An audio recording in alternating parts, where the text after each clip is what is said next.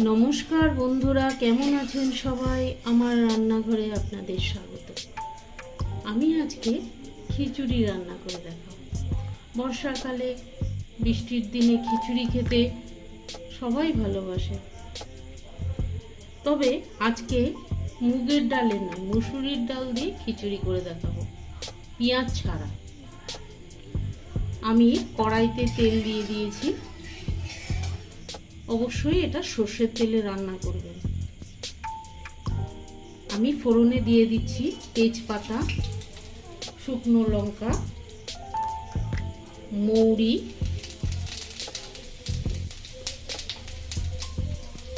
আর জিরে।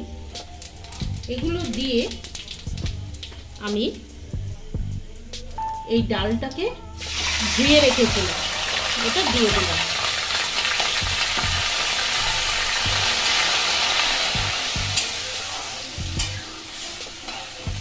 ডালটা আমি তেলের মধ্যে একটু নাড়িয়ে চাড়িয়ে নেব। এর মধ্যে আমি এবার দিয়ে দেব ভিজিয়ে রাখা চাল।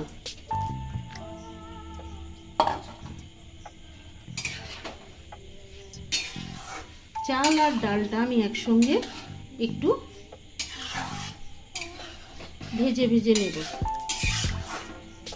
নিয়ে দেখুন, আমি জল গরম করে রেখেছি, সেই জলটা আমি এর মধ্যে দিয়ে দেব।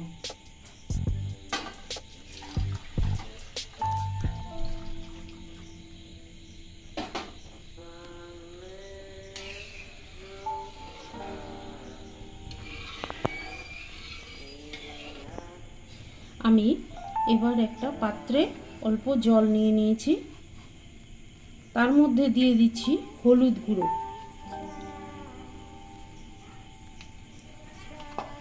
আর দিচ্ছি জিরের গুঁড়ো। কারণ খিচুড়ির মধ্যে আমি যদি দিয়ে দিই এটা, তাহলে মশলাটা দলা পেকে যাবে। আমি এটাকে এর মধ্যে গুলিয়ে ভিজিয়ে দিলাম।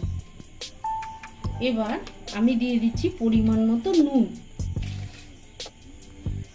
নুন দিয়ে দিচ্ছি।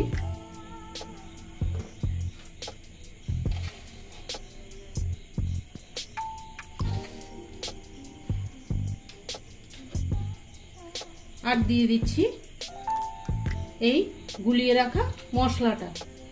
সব দিয়ে আমি কটা কাঁচা লঙ্কা চিড়ে রেখেছিলাম, সেটাও দিয়ে দিলাম।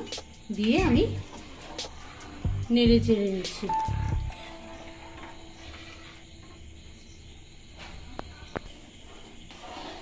দেখুন, খিচুড়ি রেডি হয়ে গেছে।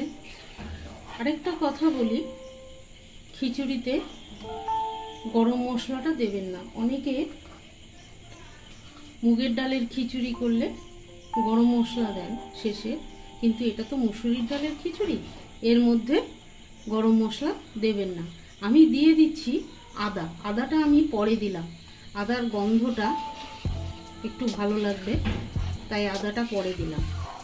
আর যখন জিরের গুঁড়ো আর হলুদের গুঁড়োটা এর মধ্যে দেবেন, সেটা অবশ্যই জলের মধ্যে গুলিয়ে দিয়ে দেবেন, না হলে দলা দলা পেকে যেতে পারে। আদা দেওয়ার পরে আমি এর মধ্যে দিয়ে দিচ্ছি ঘি আর সামান্য একটু চিনি।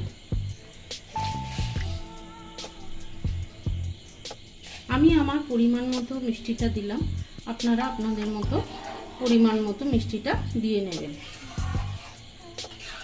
এইভাবে মসুরির ডালের খিচুড়ি আপনারা করে খান, আশা করি আপনাদের ভালো লাগবে। পেঁয়াজ ছাড়া, অনেকে মসুরির ডালের খিচুড়ি পেঁয়াজ দিয়ে করেন, এটা পেঁয়াজ ছাড়া করেছি, আশা করি ভালো লাগবে।